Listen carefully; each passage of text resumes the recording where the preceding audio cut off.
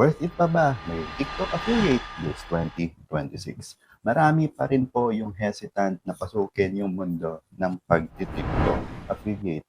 And alam ko naman yun dahil nga kung ako lang noong nag-umpisa pa lang ako, marami akong mga questions na kung maganda ba yung kitaan, kung magiging consistent pa ba, or magtatagal yung platform.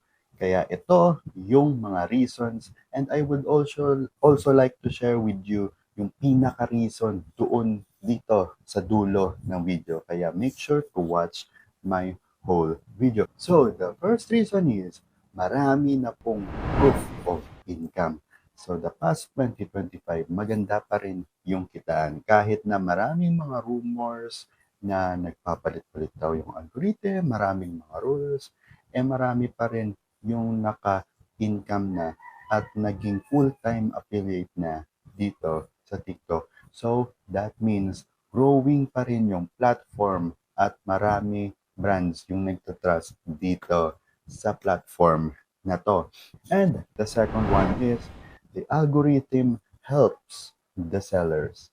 Ito yung tinatawag nila na balanse na yung algorithm dahil kahit gaano ka pa kasikat na TikTok affiliate, parang pareho ka doon sa mga beginners dahil yung bato ng algorithm ng video, same-same lang naman kayo, no? Kahit na marami kang views dahil marami kang mga followers, yung sales ay hindi mo pa rin make sure dahil parehong-pareho nga kayo, binabalanse kayo ni TikTok dahil pwedeng magka-sale rin yung beginner, pwedeng magka-sale rin yung mga professionals na or mga matagal na dito sa mga industry na to. Kaya you have no worry kung beginner ka pa rin dahil yung bato ng video mo doon sa mga kategory na yun ay equal lang doon sa mga malalaki ng affiliates. And the third reason is worth it pa rin dahil hindi saturated ang TikTok kesa sa inaakala mo. Akala kasi nung iba, napakarami ng mga nag-affiliate. Hindi po ganun yung sistema.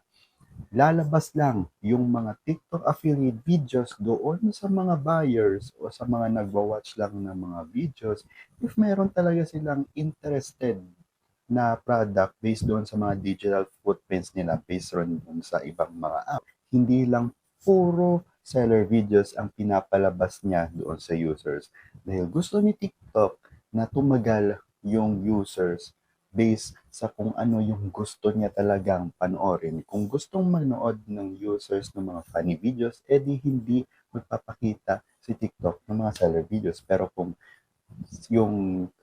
user naman ay puro shopping lang lahat, edi marami ring shopping videos na ipapalabas sa kanya si TikTok. So, it not really depends na kung mas marami na yung affiliate compared doon sa mga hindi. Kasi mas marami pa rin yung mga watchers lang compared doon sa mga sellers. Marami pa rin yung mga buyers. And marami pang mga products na hindi pa na-promote o wala pang masyadong videos dito sa platform na to compared doon sa ibang mga shopping platforms. Dahil nga, kakalabas pa lang naman ni TikTok compared doon sa mga matagal na mga dedicated talaga na mga shopping apps. The fourth one is TikTok is gearing up for more quality videos. Meaning hanap na ni TikTok, hinahanap-hanap niya na yung mga quality videos.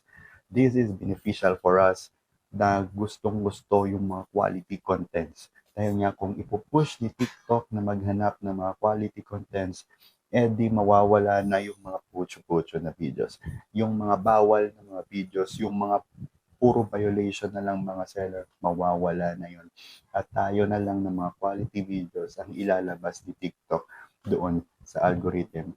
So, it saves us so much energy dahil nga, para nare-rewardan na rin kung ano yung pagtsatsaga mo sa video, meron talagang buyers para sa product mo. Kung nanonotice nyo yung mga quality ng videos dati ng mga TikTok affiliates, hindi pa ganun kaganda compared dito sa mga videos ngayon. It is because yung TikTok, yung mga rules ay nagbabago-bago na rin. Kung dati, yung mga photo carousel, pwedeng-pwede pong lagyan ng mga product links, ngayon, hindi na po dahil nag-e-enhance rin at sumasabay rin sa mga modernization, sa kung ano yung trip ng tao sa mga trends, si TikTok. Kaya kung ano man yung mga bago mong ilalabas na mga videos, I'm sure ma-appreciate yon ng algorithm at ilalabas ka doon sa mga buyers para meron ka talagang income na marireceive. And last but not the least, this is most of the reason guys. Ito yung pinaka-hinihintay nyo. Pero before that, I would like to share with you my also my TikTok account na kung na-appreciate mo tong video na to, please buy something on my showcase. Ma-appreciate po talaga. Malaking malaki talaga yung thank you ko para doon dahil I am also planning to save for some businesses and also for my other board exam review. And here is the real reason. The real reason is maraming bagong brands na pumapasok dito sa TikTok. And yes, napakalaking bagay po nun dahil kapag maraming bagong brands, ibig sabihin, meron silang budget for their campaign. Ano po yung campaign na yun? Kung ikaw ay baguhan na papasukin mo yung market, kailangan mo na advertising budget. At yung budget na yon ihahati-hati nila doon sa mga content creators na mga affiliate na magagaling talagang gumawa ng video na kahit hindi ka man mag-sale agad-agad, at least na-deliver mo yung video at nagkaroon nung show up yung mga products na yun at napakita doon sa platform na yun. Ang tendency is, maaaring kahit beginner ka pa lang, magkaroon ka na ng brand partnership, brand sponsorship dahil nga they are targeting a wider audience. Hindi sila tumitingin kung ano man yung kalaki yung income mo or ano, basta makapag-deliver ka lang ng quality videos para doon sa kanilang mga products. And ang maganda pa dito, marami silang mga free sample na pwede nila i-share or ibigay sa iyo palaunan as long as matapos mo yung mga other free samples.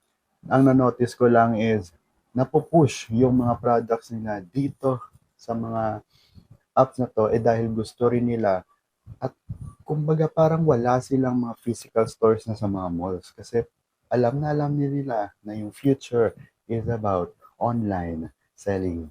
Kung nakaabot ka dito sa dulo ng video na to, maraming pong salamat at marami pa akong mga tips dito. So make sure you subscribe, click the bell button para ma-notify ka. And of course, see you on my next videos. Thank you and God bless.